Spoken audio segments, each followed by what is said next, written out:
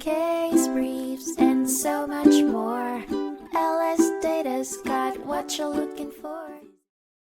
In 1989, the Delaware Superior Court heard the case of the Council of Unit Owners of C Colony East Phase 3 Condominium ex rel. Association of Owners v. Carl M. Freeman Associates, Inc., which centered on determining the appropriate measure of damages for construction defects in a condominium complex. The group of condo owners sued the contractors and subcontractors responsible for building their complex due to issues with the roof, balconies, walls, windows, and sliding glass doors. The owners claimed it would cost between $13 to $15 million to fix the defects.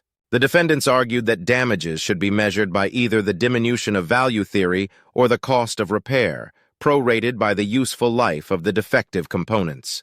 They also claimed that there was no evidence of a decrease in the property's value due to the defects.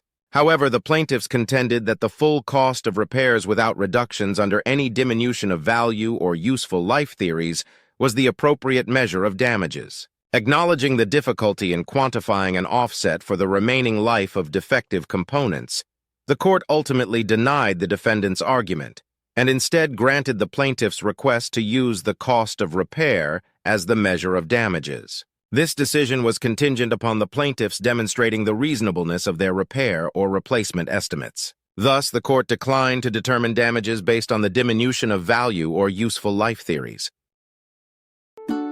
Case briefs, and so much more. LS Data's got what you're looking for. Visit lsd.law, elevate your mind. Leave the stress of class.